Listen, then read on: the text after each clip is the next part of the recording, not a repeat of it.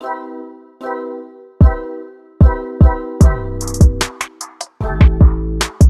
And welcome everyone, this is here Vishwajeet और आज हम यहाँ पर क्लास 10th का चैप्टर इलेक्ट्रिसिटी यहाँ पर हम पढ़ने जा रहे हैं। इस वीडियो में ये जो वीडियो है टोटल एनसीईआरटी बेस्ड वीडियो है। एनसीईआरटी बेस्ड इसमें पूरा कंटेंट हमने डाला है। तो चलिए स्टार्ट करते हैं। आज के बाद शायद आपको इलेक्ट्रिसिटी पढ़ने की कहीं और से जरूरत नहीं पड़े। इस तरीके से मैं यहाँ पर आपको पूरा इलेक्ट्रिसिटी चैप्टर समझा दूंगा। बहुत अच्छे से यहाँ पर मैं आपको इलेक्ट्रिसिटी चैप्टर पढ़ा दूंगा। तो चलिए स्टार्ट करते हैं। यहाँ पर आप में से कितने स्टूडेंट हैं जो ये जानते हैं कि इलेक्ट्रिसिटी क्या होती है? हाँ, इलेक्ट्रिसिटी की क्या इंपॉर्टेंस है हमारी लाइफ में? अगर इलेक्ट्रिसिटी नहीं होती तो उस कंडीशन में क्या होता? इलेक्ट्रिसिटी नहीं होती तो शायद आप जो ये वीडियो देख रहे हैं आपके मोबाइल में वो शायद नहीं देख पाते, और जो ये वीडियो मैं यहाँ पर बना रहा हूं ये भी मैं नहीं बना पाता अगर इलेक्ट्रिसिटी नहीं होती। तो आप समझ गए होंगे कि इलेक्ट्रिसिटी की कितनी इंपॉर्टेंस है हमारी लाइफ में। बहुत ज्यादा इंपॉर्टेंस है हमारी लाइफ में इलेक्ट्रिसिटी की। यहाँ पर आपने बहुत सारी डिवाइसेस भी, ऐसी इलेक्ट्रिक अप्लायंसेस भी आपने देखे होंगे कि जो इलेक्ट्रिसिटी के यूज से ही चलते हैं। जैसे कि आपने एसी देखा होगा, इलेक्ट्रिक फैन देखा होगा, इलेक्ट्रिक मोटर देखी होगी, कंप्यूटर देखा होगा, लैपटॉप देखा होगा, ट्यूबलाइट देखी होगी, बल्ब देखे होंगे। ये सब इलेक्ट्रिसिटी के यूज से ही चलते हैं। अदरवाइज ये फंक्शनिंग जो है इनकी नहीं होगी, इलेक्ट्रिसिटी नहीं होगी। तो इलेक्ट्रिसिटी का हमारी लाइफ में बहुत ज्यादा ही इंपॉर्टेंस है। अगर ये नहीं होगी तो कुछ नहीं कर पाएंगे हम, ये वीडियो नहीं बना पाएंगे, आप भी ये वीडियो नहीं देख पाएंगे। तो चलिए स्टार्ट करते हैं। यहाँ पर इस टॉपिक में, इस वीडियो में मैं 1 बाय 1 सब कुछ कवर करते हुए चलूंगा, बहुत अच्छे से कवर करते हुए चलूंगा। इस वीडियो को देखने के बाद आपको इलेक्ट्रिसिटी चैप्टर पढ़ने की कहीं और से जरूरत नहीं पड़ेगी। और इस वीडियो में मैं आपको introduction and basic properties of electricity के बारे में हम डिस्कशन करेंगे यहाँ पर। तो चलिए स्टार्ट करते हैं। 1 बाय 1 सब कुछ मैं यहाँ पर पढ़ाऊंगा, पर इस टॉपिक से मैं यहाँ पर स्टार्ट करता हूं। तो चलिए यहां पर देखते हैं, who is the scientist who invented the electricity. कौन है वो साइंटिस्ट जिन्होंने इलेक्ट्रिसिटी को इन्वेंट किया? आप नहीं, मैं नहीं, जस्ट हम यूज कर रहे हैं इलेक्ट्रिसिटी को। We are using electricity in our daily life, but we are not inventors. हम इन्वेंटर्स नहीं है यहां पर इलेक्ट्रिसिटी के। इलेक्ट्रिसिटी को किन्होंने इन्वेंट किया? Michael Faraday, Nikola Tesla, William Gilbert, Thomas Edison, Benjamin Franklin. ये वे साइंटिस्ट थे जिन्होंने इलेक्ट्रिसिटी को इन्वेंट किया। ये जर्नी थी, एक बहुत लंबी जर्नी थी। ऐसा नहीं है कि एक दिन में ही पूरी इलेक्ट्रिसिटी को जो है आपके यहाँ पर बना दिया गया है, नहीं, ऐसा नहीं हुआ है। इलेक्ट्रिसिटी को धीरे धीरे धीरे धीरे कॉन्टिन्यूस एक्सपेरिमेंट और कॉन्टिन्यूस एफर्ट से क्या हुआ है, ये जो आज आप देख पा रहे हैं, झमाझम लाइटें जो है वो देख पा रहे हैं आप, एलईडी लाइट्स देखते हो, नियॉन लाइट्स देखते हैं। कहां से जर्नी स्टार्ट हुई थी? जहां हम चिमनियां जलाया करते थे, बहुत छोटी छोटी जो दिए जलाया करते थे, चिमनियां जलाया करते थे, और आज आपको पता है इन्वर्टर्स आ गए हैं, है ना, लाइट्स आ गई है। तो इस तरीके से धीरे धीरे ट्रांसफॉर्मेशन होता रहा, धीरे धीरे चेंजेस होते रहे, और आज जो आप देख रहे हैं वो तो आपके सामने है ही। तो ये जो थे, ये साइंटिस्ट थे जिन्होंने क्या किया, इलेक्ट्रिसिटी को इन्वेंट किया। कौन कौन? माइकल फेराडे ने इलेक्ट्रिक डायनामो, निकोला टेस्ला ने एसी करंट, इंडक्शन मोटर, और विलियम गिलबर्ट ने चार्ज के बीच में कितना फोर्स लग रहा है, चार्ज जो होते हैं वो चार्ज के बारे में हम यहाँ पर डिस्कशन करेंगे। थॉमस एडिसन ने क्या किया आपके यहाँ पर? थॉमस एडिसन ने आपके इलेक्ट्रिक जो बल्ब होता है, कहां गए, यहां पर, ये जो इलेक्ट्रिक बल्ब होता है आपके, उसके बारे में यहां पर थॉमस एडिसन ने फिलामेंट के बारे में बताया था कि टंगस्टन फिलामेंट जो है वो एक एप्रोप्रिएट फिलामेंट है, एप्रोप्रिएट वायर है फॉर इलेक्ट्रिसिटी के लिए, जो कि बर्न नहीं होगा, है ना। और बेंजामिन फ्रैंकलिन ने आपके लाइटनिंग रॉड के बारे में बताया था कि जो थंडरिंग होती है ना, तो वो क्यों होती है, वो सारी चीजें बेंजामिन फ्रैंकलिन ने बताई थी। तो चलिए स्टार्ट करते हैं यहाँ पर है ना।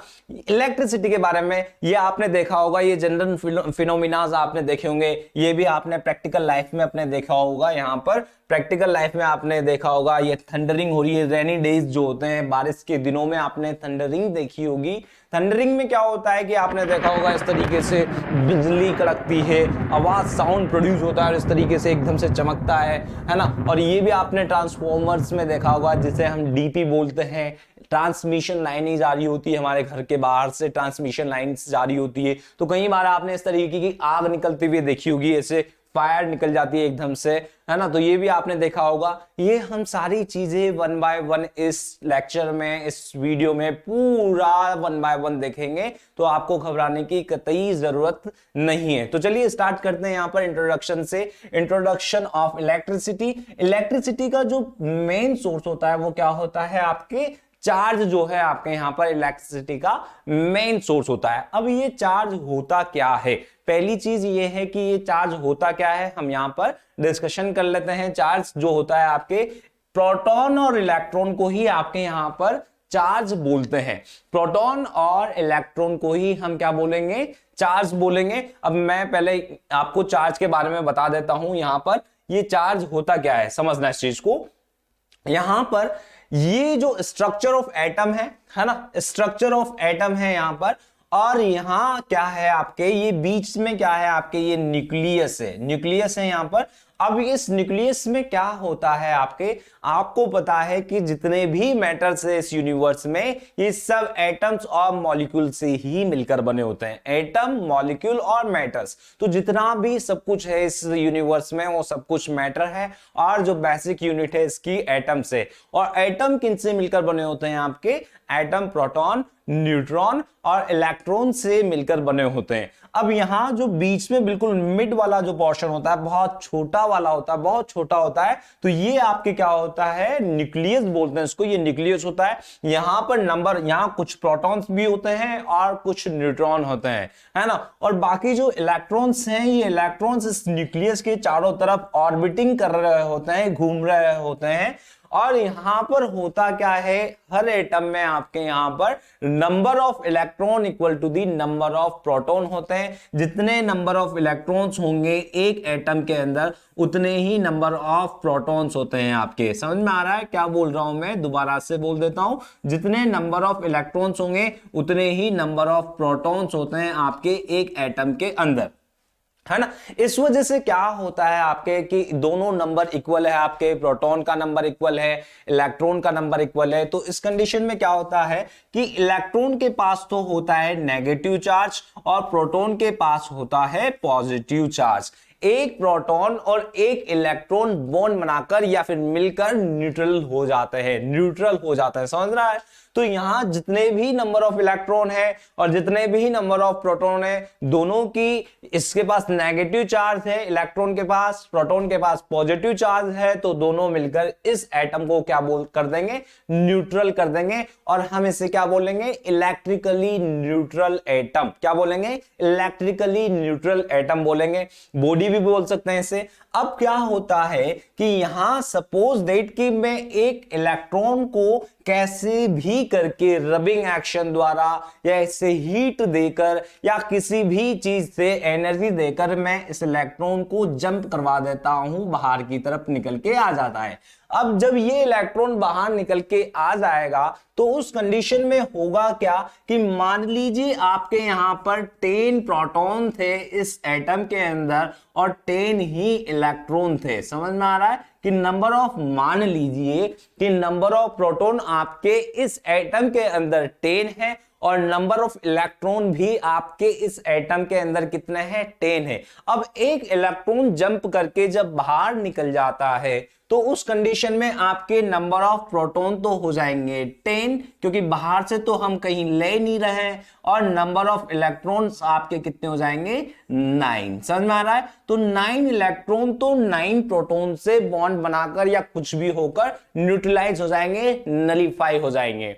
बट एक प्रोटॉन जो है वो किसके साथ बॉन्ड बनाए, नहीं बना पाएगा। तो उस कंडीशन में इस एटम के ऊपर कौन सा चार्ज आ जाएगा, पॉजिटिव चार्ज आ जाएगा। समझ में आ रहा है, किसकी वजह से, जो एक फ्री प्रोटॉन है यहां पर, एक फ्री प्रोटॉन की वजह से इस बॉडी के, इस एटम के ऊपर कौन सा चार्ज आ जाएगा, पॉजिटिव चार्ज, और इसे हम क्या कहेंगे, पॉजिटिवली चार्ज्ड एटम, या फिर क्या बोलेंगे, पॉजिटिवली चार्ज बॉडी। समझ में आ रहा है। अच्छा, अगर यहां पर प्रोटॉन नहीं, यहां पर यहां पर इलेक्ट्रॉन नहीं, यहां पर प्रोटॉन निकल जाता। समझ में आ रहा है मैं क्या बोल रहा हूं, कि यहां पर इलेक्ट्रॉन नहीं, यहां पर अगर प्रोटॉन निकलता तो उस कंडीशन में नंबर ऑफ प्रोटॉन तो हो जाते हैं आपके 10 और नंबर ऑफ इलेक्ट्रॉन्स हो जाते हैं आपके कितने, 10। नंबर ऑफ इलेक्ट्रॉन तो होते हैं आपके 10 और नंबर ऑफ प्रोटॉन हो जाते हैं आपके 9। क्यों? क्योंकि इस कंडीशन में आपके एक प्रोटॉन जो है वो बाहर निकल गया है। अब क्या होगा कि नंबर ऑफ 10 प्रोटॉन तो 10 इलेक्ट्रॉन से बॉन्ड बना लेंगे, 9 प्रोटॉन तो 9 इलेक्ट्रॉन से क्या बना लेंगे, बॉन्ड बना लेंगे, या कुछ भी हो जाएंगे, नलीफाई हो जाएंगे आपस में। तो नलीफाई होके क्या बन जाएगा, ये न्यूट्रल हो जाएगा। बट एक इलेक्ट्रॉन अभी भी इसमें एक्सेस है, क्योंकि एक इलेक्ट्रॉन नहीं कर पाएगा नलीफाई किसी दूसरे प्रोटॉन को, क्योंकि नंबर ही कम है। तो ये इलेक्ट्रॉन इस एटम के ऊपर कौन सा चार्ज ला देगा, नेगेटिव चार्ज ला देगा। कौन सा चार्ज ला देगा, नेगेटिव चार्ज ला देगा इस इलेक्ट्रॉन की वजह से। तो इसे हम क्या बोलेंगे, इलेक्ट्रिकली कौन से, ये कौन सा होगा, नेगेटिवली चार्ज्ड बॉडी, या इसे हम क्या बोल सकते हैं, नेगेटिवली चार्ज्ड एटम। समझ में आ गया होगा आपको कि इस तरीके से एक एटम नेगेटिवली चार्ज होता है और इस तरीके से एक एटम पॉजिटिवली चार्ज्ड होता है। तो चलिए वापस से हम वहीं चलते हैं, उसी चीज को देखते हैं यहां पर कि एटम जो इलेक्ट्रिसिटी क्या है, आपकी सोर्स जो है वो क्या है, इलेक्ट्रिसिटी का चार्ज ही है। और इसकी जो एसआई यूनिट होती है वो क्या होती है, कूलॉम, है ना। कूलॉम आपकी यहां पर एसआई यूनिट होती है किसकी, चार्ज की। जिस तरह से आप अगर मार्केट में ऑयल लेने जाते हैं, यानी कि कोई तरल पदार्थ, या फिर आप शुगर लेने जाते हैं, तो उस कंडीशन में आप ऐसा नहीं कहेंगे कभी भी कि 5 शुगर दे दो, 5 आलू दे दो। 5 आलू तो दिया, चलो गिन के दिया जा सकता है, बट 5 शुगर दे दो, ये तो सेंसलेस बात है ना। तो यहां पर क्या होगा कि आप 5 kg बोलोगे, पीछे यूनिट लगाना जरूरी होता है। और यूनिट जैसे केजी की यूनिट, जो वेट की यूनिट होती है वो केजी होती है। उसी तरीके से इलेक्ट्रिक चार्ज की जो यूनिट होगी वो क्या होगी, कूलॉम। और इसे सी से, जिस तरीके से केजी से उसे डिनोट करते हैं, इसी तरीके से यहां पर इसे सी से डिनोट करते हैं। और matter generally made up of protons, electrons and neutrons, है ना। मैटर जो होता है आपका जनरली किन किन से बना है, ये मैंने आपको बता दिया है। फिर दूसरा क्या है, प्रोटॉन्स जो है आपके कैरी करते हैं कौन सा चार्ज, पॉजिटिव। और उसकी वैल्यू, उसकी क्वांटिटी कितनी होती है, प्रोटॉन जो है आपका कैरी करता है कौन सा चार्ज, कैरी करता है आपके पॉजिटिव, और उसकी क्वांटिटी कितनी होती है, वो होती है 1.6 इंटू 10⁻⁻19 कूलॉम। आपके यहां पर इसकी क्वांटिटी होती है। इतनी ही क्वांटिटी जो है आपके इलेक्ट्रॉन की भी होती है, बट इलेक्ट्रॉन के पास पोलैरिटी अलग होती है। यहां पर ये नेगेटिव होती है, नेगेटिव चार्ज होता है, और ये आपके positive. Neutrons do not carry net charge, neutron के पास कोई चार्ज नहीं होता, यानी कि इसकी कोई हिस्सेदारी नहीं होती चार्ज या इलेक्ट्रिसिटी या करंट के फ्लो में, इसकी कोई हिस्सेदारी नहीं होती न्यूट्रॉन्स की, है ना। तो यहां किसकी हिस्सेदारी, सिर्फ न्यूट्रॉन, इलेक्ट्रॉन्स एंड प्रोटॉन्स की। क्लियर है। तो चलिए यहां पर समझना, a body has equal number of protons and electrons. एक बॉडी के अंदर, एक एटम के अंदर जितने नंबर ऑफ इलेक्ट्रॉन्स होंगे उतने ही नंबर ऑफ प्रोटॉन्स होते हैं। इस कारण से बॉडी हमेशा आपकी क्या होती है, जो मैंने बता ही दिया है आपको, इलेक्ट्रिकली न्यूट्रल होती है। इलेक्ट्रिकली न्यूट्रल होती है हमेशा। लाइक पोल हमेशा एक दूसरे को रिपेल करते हैं, और अनलाइक पोल हमेशा एक दूसरे को अट्रैक्ट करते हैं। समझना मैं क्या बोल रहा हूं, लाइक चार्जेस जो होंगे आपके यहां पर, वो लाइक चार्जेस हमेशा एक दूसरे को अट्रैक्ट करेंगे, और अनलाइक चार्जेस जो होंगे हमेशा, अनलाइक चार्जेस हमेशा एक दूसरे को अट्रैक्ट करेंगे, और जो लाइक चार्जेस हैं हमेशा एक दूसरे को रिपेल करेंगे। As you can see here, यहां भी आप देख सकते हैं, यहां पर ये पॉजिटिव है और ये भी पॉजिटिव है। तो जब मैं इस पॉजिटिव को यहां इसके पास लेकर जा रहा हूं तो उस कंडीशन में हो क्या रहा है, आपका ये पॉजिटिव इस वाले पॉजिटिव को रिपेल कर रहा है, ये डायरेक्शन इसकी इधर है, ये रिपेल कर रहा है। दूसरा यहां पर ये पॉजिटिव है और ये नेगेटिव चार्ज है, इस नेगेटिव चार्ज को मैं खींच के इधर लेके जा रहा हूं, फिर भी इसकी टेंडेंसी क्या है, क्योंकि ये इधर ही जा रहा है, बिकॉज ऑफ क्योंकि ये अनलाइक पोल है, ये अनलाइक चार्जेस है, ये पॉजिटिव है और ये नेगेटिव है, तो ये पॉजिटिव से अपनी तरफ अट्रैक्ट कर रहा है और ये इसे रिपेल कर रहा है। ये समझ में आ गया होगा आपको कि लाइक चार्जेस जो होंगे वो एक दूसरे को रिपेल करेंगे और अनलाइक चार्जेस एक दूसरे को अट्रैक्ट करेंगे। यहां पर क्या है, another important about the charge particle is that they can flow. ये जो चार्ज पार्टिकल्स हैं आपके, ये चार्ज पार्टिकल्स आपके फ्लो हो सकते हैं। एक चीज समझना इस चीज को कि मैं दोबारा बताता हूं, यहां पर जो इलेक्ट्रॉन्स हैं ये इलेक्ट्रॉन्स इजीली मूव कर सकते हैं, बट प्रोटॉन को मूव कराना थोड़ा सा हार्ड होता है, थोड़ा सा मुश्किल होता है। रीजन इसका ये है क्योंकि प्रोटॉन जो है आपके न्यूक्लियस के अंदर होते हैं, यहां पर इस न्यूक्लियस में अंदर की तरफ होते हैं, बहुत इनसाइड होते हैं, तो वहां से प्रोटॉन को बाहर निकालना हमारे लिए थोड़ा सा मुश्किल भरा हो जाता है, थोड़ी ज्यादा एनर्जी हमें यहां पर इससे देनी होती है, जब जाकर आपका प्रोटॉन बाहर निकलेगा। बट इलेक्ट्रॉन जो है यहां पर इसके बाहर वाले ऑर्बिट्स में ऑर्बिटिंग कर रहा होता है, तो इस कंडीशन में इलेक्ट्रॉन को बाहर निकालना हमारे लिए इतना ज्यादा हार्ड नहीं होता है, मुश्किल भरा नहीं होता है। तो प्रोटॉन जो इलेक्ट्रिसिटी के मेन जो वो हैं, जो चार्ज मेन जो वाहक होते हैं, मेन जो फ्लो होता है वो इलेक्ट्रॉन की वजह से ही होता है। इसलिए हम हमेशा जो पढ़ते हैं कि जो करंट बह रहा है मतलब इलेक्ट्रॉन की वजह से बह रहा है, बट हाँ अगर प्रोटॉन भी बहेगा, प्रोटॉन भी फ्लो होगा, तो उस कंडीशन में भी आपकी करंट का फ्लो होगा। क्लियर है? तो चलिए वापस से देखते हैं, वहीं वाली स्लाइड पे चलते हैं। अनदर इंपॉर्टेंट थिंग, ये आपको समझ में आ गया कि ये चार्ज फ्लो अगर हो जाए, अगर ये चार्ज फ्लो हो सकते हैं पहली बात तो, और अगर ये चार्ज फ्लो हो जाए तो इसे ही हम क्या बोलते हैं, इलेक्ट्रिक करंट, है ना। चार्ज के फ्लो होने को ही ऐसा फ्लो होने लग जाए तो इसे ही हम क्या बोलते हैं, इलेक्ट्रिक करंट। और चार्ज कौन कौन है आपके यहाँ पर, प्रोटॉन और इलेक्ट्रॉन आपके यहां पर चार्जेस हैं। This flow of charge particle is called electric current, ये मैंने आपको बता दिया। For flow of charge rays there has to be a potential difference. क्या है कि अगर चार्ज इस तरीके से ही ऐसे ही नहीं चला जाएगा, क्या बोल रहा हूं मैं कि इलेक्ट्रॉन मान लो, इलेक्ट्रॉन चार्ज मान लो, तो ये इलेक्ट्रॉन इसी तरीके से नहीं चल जाएगा कि ये गया, नहीं नहीं। इलेक्ट्रॉन को पुश करने के लिए, इलेक्ट्रॉन को फ्लो करवाने के लिए हमें कुछ वर्क करना पड़ता है, बाहर से एक्सटर्नल वर्क करना पड़ता है। और वो वर्क कौन करता है, बैटरी यहां पर उस वर्क को करेगी, सेल यहां पर उस वर्क को करेगा। सेल क्या करता है, एक पोटेंशियल डिफरेंस क्रिएट करता है और इलेक्ट्रॉन को पुश करता है। इलेक्ट्रॉन पुश होगा, इलेक्ट्रॉन इस तरीके से आगे बढ़ता है, क्यों, क्योंकि बैटरी उसको पुश करती है और इलेक्ट्रॉन का फ्लो होने लग जाता है।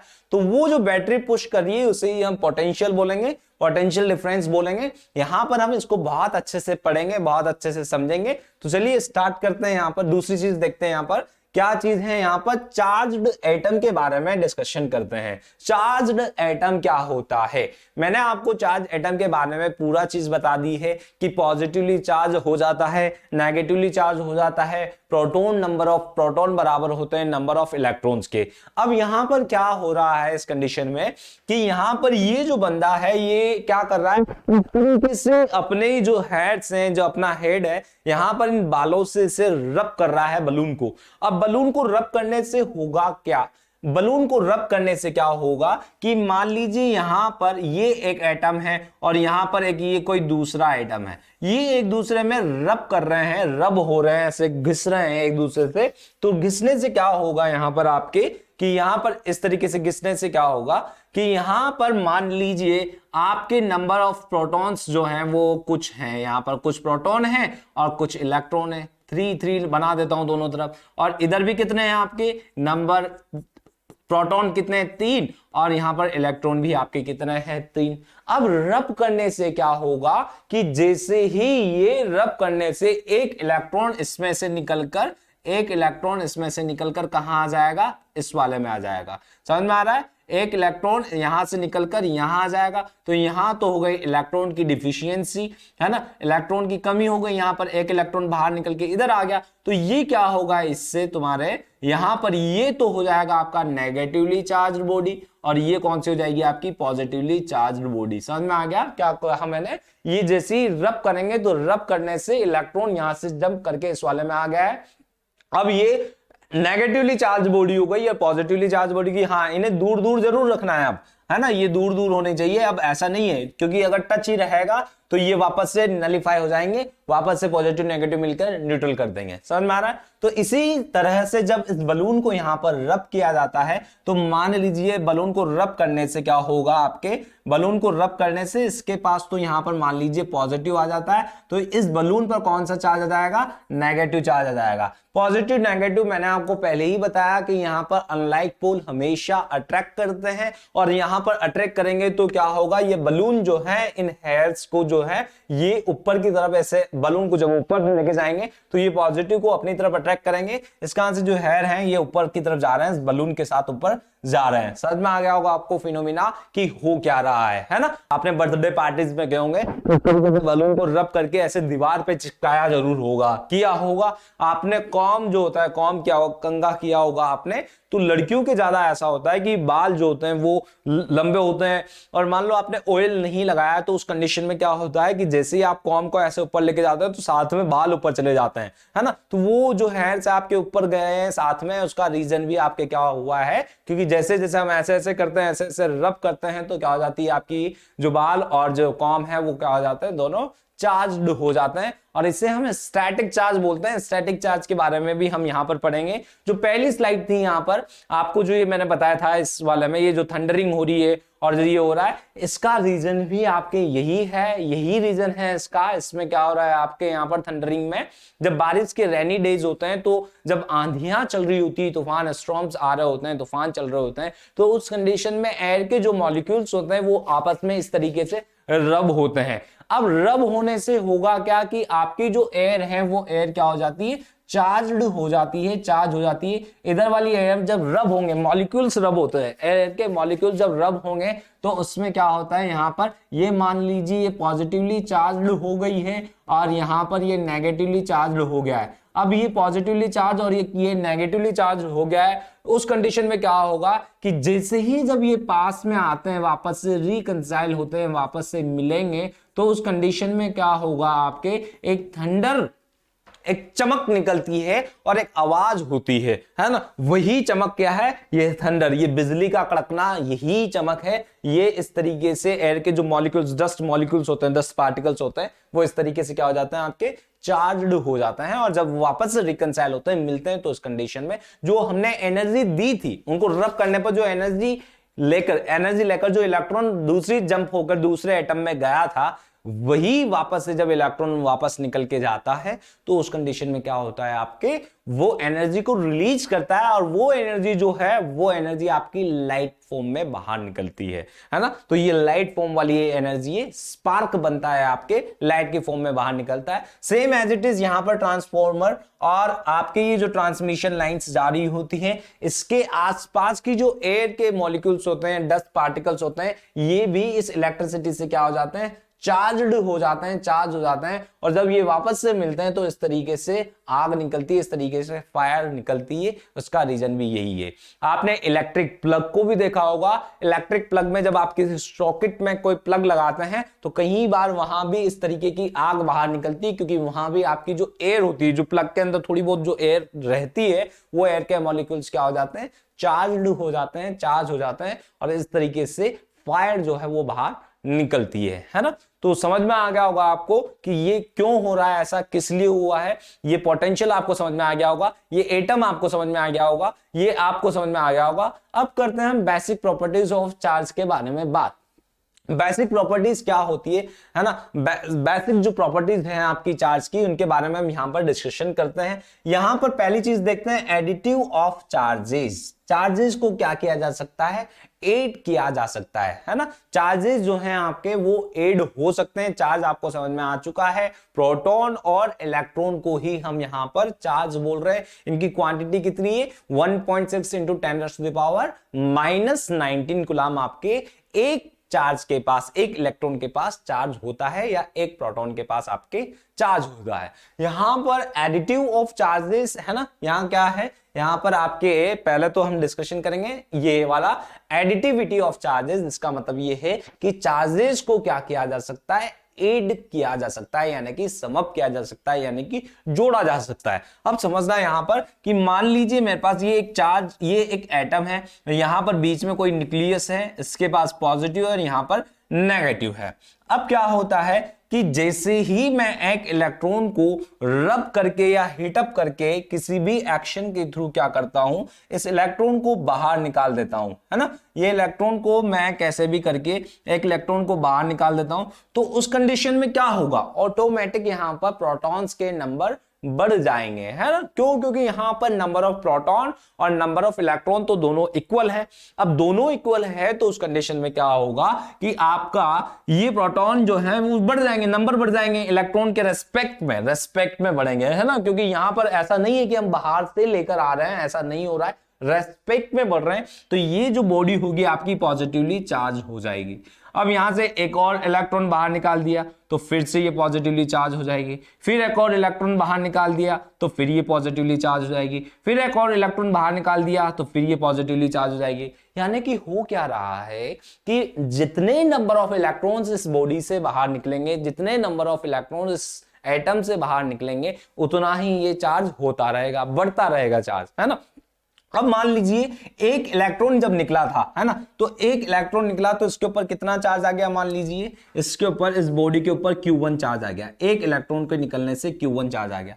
अच्छा, एक और इलेक्ट्रॉन निकल गया तो ऐसा नहीं है कि चार्ज उतना ही रह जाएगा, नहीं, अब चार्ज आपका बढ़ जाएगा। क्यों? क्योंकि नंबर ऑफ प्रोटॉन्स आपके बढ़ते जा रहे हैं। सपोज दैट कि यहां पर स्टार्टिंग में 10 प्रोटॉन्स थे और 10 ही इलेक्ट्रॉन्स थे, तो अब जब 2 इलेक्ट्रॉन्स निकल गए हैं तो उस कंडीशन में आपके प्रोटॉन्स तो हो गए हैं 10 और इलेक्ट्रॉन्स हो गए हैं आपके कितने, इलेक्ट्रॉन्स हो गए हैं आपके 8। समझ में आ रहा है। अब इलेक्ट्रॉन्स जब आपके 8 हो गए हैं तो 2 इलेक्ट्रॉन्स अभी, 2 प्रोटॉन अभी नलीफाई नहीं किए हैं, तो 2 ने नहीं किया है, तो यहां पर ये 2 बढ़ जाएंगे, इनकी वजह से चार्ज। अब मान लीजिए 6 इलेक्ट्रॉन्स निकल गए हैं आपके, 6 इलेक्ट्रॉन्स निकल गए तो उस कंडीशन में प्रोटॉन्स तो अभी भी 10 ही है, तो 4 प्रोटॉन, 4 प्रोटॉन्स अभी आपके यहां पर एक्स्ट्रा है, और इन 4 प्रोटॉन्स की वजह से आपके यहां पर चार्ज जो है वो समअप होता जाएगा, चार्ज आपके यहां पर बढ़ता जाएगा। और ये इसी तरीके से Q1 प्लस Q2 जो टोटल चार्ज होगा इस बॉडी के ऊपर, वो Q1 plus Q2 plus Q3 plus Q4, Q3 plus Q4, और अगर मान लीजिए मैं n इलेक्ट्रॉन्स यहां से निकाल देता हूं, नंबर ऑफ इलेक्ट्रॉन्स n निकाल दिए, है ना, बहुत सारे निकाल दिए, n इलेक्ट्रॉन्स निकाल दिए, तो इसके ऊपर n प्रोटॉन्स बढ़ जाएंगे, है ना, n प्रोटॉन्स हो जाएंगे, तो यहां पर कितना हो जाएगा, डॉट डॉट डॉट Qn। तो टोटल जो आपके चार्ज आएगा इस बॉडी पे वो कितना आएगा, Q इक्वल्स टू इतना चार्ज जो होगा वो आ जाएगा आपके। तो टोटल जो है यहां पर चार्ज का एडिशन पॉसिबल है, चार्ज को ऐड किया जा सकता है, एक बॉडी के ऊपर चार्ज ऐड होता चला जाता है। चलिए नेक्स्ट वाला देखते हैं प्रॉपर्टी क्या है, conservation of charge. Conservation of charge, charge is conserve, मतलब चार्ज जो है आपका वो कंजर्व रहता है, यानी कि कंजर्वेशन का मतलब क्या है कि ऐसा नहीं है कि यहां पर चार्ज को डिस्ट्रॉय किया जा सकता है या क्रिएट किया जा सकता है। एक क्लोज रूम मान लीजिए, एक ये क्लोज रूम है, और इस क्लोज रूम में एक आइसोलेटेड है, ये आइसोलेटेड मतलब कि क्लोज रूम है, किसी और से हमें कोई मतलब नहीं है, आइसोलेटेड है। अब इस कंडीशन में क्या होता है कि मैं अपने ये बोथ हैंड्स के फिंगर, बोथ हैंड्स, ये भी एटम है और ये भी एटम है, जब मैं इसे इस तरीके से रब करता हूं तो रब करने पर ये एटम है, ये भी एटम है, दोनों को रब किया, रब करने से क्या हुआ कि यहां के इलेक्ट्रॉन्स, मान लीजिए इस एटम के इलेक्ट्रॉन्स एनर्जी गेन करने के बाद यहां से जंप करके इस वाले एटम के पास आ गए, यहां इलेक्ट्रॉन की डिफिशियंसी हो गई, यहां इलेक्ट्रॉन गेन हो गया, यहां इलेक्ट्रॉन की डिफिशियंसी हुई तो कौन सा चार्ज आ गया यहां पे, भाई प्रोटॉन्स बढ़ गए ना यहां पर, तो यहां पर पॉजिटिव चार्ज आ गया, यहां इलेक्ट्रॉन गेन हो गए तो यहां नंबर ऑफ प्रोटॉन कम हो गए, तो यहां पर कौन सा चार्ज आ गया, यहां पर आ गया नेगेटिव चार्ज। तो ये नेगेटिवली चार्ज हो जाएगा और ये पॉजिटिवली चार्ज हो जाएगा। समझ में आ गया। अब ऐसा तो नहीं है ना कि यहाँ से इलेक्ट्रॉन हवा में चला गया हो कहीं पर, ऐसा तो नहीं हुआ है। हाँ, ऐसा नहीं हुआ है ना कि रब किया वो इलेक्ट्रॉन चल गया हो या हम कहीं बाहर से इलेक्ट्रॉन लेके आ रहे हैं, ऐसा नहीं हुआ है। बिल्कुल क्रिएट नहीं किया है हमने, ना ही डिस्ट्रॉय किया, बस इधर से उधर भेजा और चार्ज कर दिया, बॉडी को चार्ज कर दिया ना, चार्ज पार्टिकल्स हो गए अब ये। अब वापस से जब मैं ऐसे लाऊंगा पास में, तो यही इलेक्ट्रॉन वापस से किधर चल जाएगा, पॉजिटिव की तरफ चल जाएगा, है ना, पॉजिटिव की तरफ चल जाएगा और वापस से क्या हो जाएंगे, नलीफाई हो जाएंगे। वापस से जितने नंबर ऑफ इलेक्ट्रॉन इसमें थे वो आ जाएंगे और नंबर ऑफ, अब इससे होगा क्या, एक स्पार्क जरूर बनेगा। ये चीज ध्यान रखना कि एक स्पार्क जरूर बनेगा। वो एनर्जी जब रब करने पर एनर्जी लेकर इधर गया था, तो वो वापस इलेक्ट्रॉन जब एनर्जी इधर आएगा तो एनर्जी वापस से रिलीज भी करेगा और वो एनर्जी स्पार्क की फॉर्म में, लाइटिंग की फॉर्म में बाहर निकलती है। ऐसा नहीं है कि हमने बाहर से लिया, इसलिए हम कहते हैं कि चार्ज जो है हमेशा कंजर्व रहता है एक आइसोलेटेड सिस्टम में। बाहर की बात करें हवा में, तो हवा में बहुत ज्यादा मॉलिक्यूल्स होते हैं, इसलिए आइसोलेटेड सिस्टम बोला है कि भाई यहां पर सिस्टम एक रूम के लिए मैंने बोला है। बाहर बहुत ज्यादा हवा होती है, तो ऐसा नहीं कि वहां पे भी चार्ज कंजर्व नहीं होता, चार्ज कंजर्व होता है, पर आप समझ नहीं पाएंगे, है ना। और दूसरा यहां पर बोला है charge can not be created destroy, charge को ना तो क्रिएट किया जा सकता है ना डिस्ट्रॉय किया। ऐसा नहीं है कि मैं बाहर से इलेक्ट्रॉन ला रहा हूं, नहीं, यहां पर चार्ज पार्टिकल जरूर क्रिएट किए जा सकते हैं। चार्ज पार्टिकल्स क्रिएट किए हैं मैंने, ये चार्ज पार्टिकल बनाया दिया है, इसको चार्ज नेगेटिव चार्ज कर दिया, पॉजिटिव चार्ज कर दिया और इसको नेगेटिव चार्ज कर दिया। तो charge particle can be created और डिस्ट्रॉय, हमने क्रिएट भी किया है, डिस्ट्रॉय किया है, पर चार्ज को नहीं किया, है ना। चार्ज और चार्ज पार्टिकल दोनों का मतलब समझ लेना।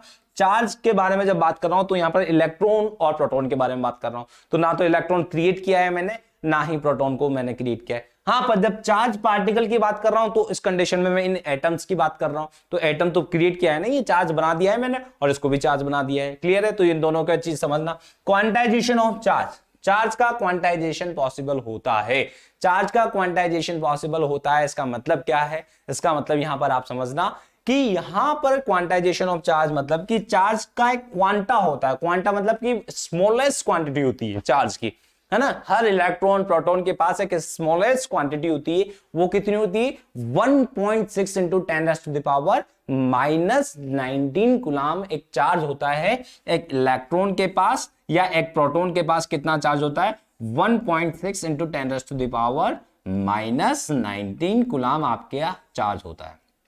अब क्या है क्वांटाइजेशन, क्या होता है क्वांटाइजेशन का मतलब यही होता है कि ये जो है, ये इलेक्ट्रॉन अगर इससे निकलता है बाहर, इलेक्ट्रॉन इससे बाहर निकलता है, एक निकल गया, दो निकल गया, तीन निकल गया, चार निकल गया, और ऐसे अगर इससे n इलेक्ट्रॉन बाहर निकल जाए तो आपको ऐसे जोड़ने की जरूरत नहीं है कि कितने इलेक्ट्रॉन निकल गए। तो n इलेक्ट्रॉन अगर निकल जाते हैं तो हम इसे कैसे लिखेंगे, Q इक्वल्स टू टोटल जो चार्ज आएगा इस बॉडी पर वो कितना आएगा, Ne के बराबर आएगा, Ne के बराबर। समझ में आ गया, इसे ही क्वांटाइजेशन बोलते हैं। जो E है इसकी वैल्यू हमें पता है 1.6 इंटू 10⁻⁻⁹ और N मतलब कि मान लीजिए 10 इलेक्ट्रॉन निकल गए, तो 10 इंटू 1.6 इंटू 10⁻⁻⁹ कूलम इसे यहां पर लिखा जाएगा। तो यहां से Q इक्वल टू क्या होगा, Q इक्वल टू होगा आपके Ne और N multiply by 1.6 into 10⁻⁻⁹ coulomb में यहां पर लिखूंगा। समझ में आ गया इससे, है ना। Q equal to N into 1.6 into 10⁻⁻⁹ coulomb आपके यहां पर मैं लिखूंगा, और ये इसका क्वांटा है, छोटी सी क्वांटिटी है और इसे इस तरीके से लिखा जा सकता है। इसे ही हम क्या बोलते हैं, क्वांटाइजेशन ऑफ चार्ज। चलिए नेक्स्ट वाला देखते हैं यहां पर, static and moving charges. Static and moving charges क्या होते हैं, आपको एक चीज मैं पहले बता देता हूं, आपने अपने लाइफ में ये प्रैक्टिकल जरूर देखा होगा, ये जरूर किया होगा कि आपने जब बेड पर सोए होंगे, सो रहे होंगे, है ना, तो उस कंडीशन में जब आपने कंबल डाला होगा, आपने, है ना, ऊपर कंबल डाला होगा, अब वो कंबल हो सकता है फर हो, उस पे मखमल का हो, रेशम का हो, फर हो, और इस तरीके से हाथ किए होंगे, तो वो क्या होता है, आपने वहां पर एक अंधेरा कमरा होना चाहिए। तो जब अगर अंधेरा कमरा है तो उस कंडीशन में क्या होगा कि आपने स्पार्क देखे होंगे, छोटे छोटे कई बार स्पार्क होते हैं, लाइटनिंग होती है, चिड़ की आवाज आती है, चिड़ ऐसे आवाज आती है, लाइटनिंग होती है। वो क्यों हो रहा है, वो चार्ज की वजह से ही हो रहा है, स्टैटिक चार्जेस बन रहे हैं उसके अंदर। हम जब रब करते हैं तो हमारी बॉडी से इलेक्ट्रॉन उसमें चल जाते हैं या उनके इलेक्ट्रॉन इधर आ जाते हैं और वो चार्ज हो जाती है बॉडी, और जब वापस से रिकंसाइल होते हैं, वापस से मिलते हैं, तो एक एनर्जी निकलती है बाहर और वो लाइट एनर्जी की फॉर्म में बाहर निकलती है ना। तो ये आपने प्रैक्टिकल किया, देखा होगा, मतलब देखा होगा, ऐसा नहीं देखा हो तो अब देख लेना, है ना। इस डार्क रूम में जाना, कंबल ओढ़ना, उस तरीके से कंबल जो है आपका वो रेशम का होना चाहिए या मखमल का या फिर फर होना चाहिए, है ना। तो इस तरीके का होना चाहिए। चलिए, यहां पर जो स्टैटिक चार्जेस है, स्टैटिक चार्ज मतलब कि ये रुका हुआ है, ये चार्ज कहीं इस तरीके से मोशन नहीं कर रहा है, चल नहीं रहा है, स्टैटिक चार्ज है। तो स्टैटिक चार्ज हमेशा अपने आसपास एक इलेक्ट्रिक फील्ड बनाता है। क्या बनाता है?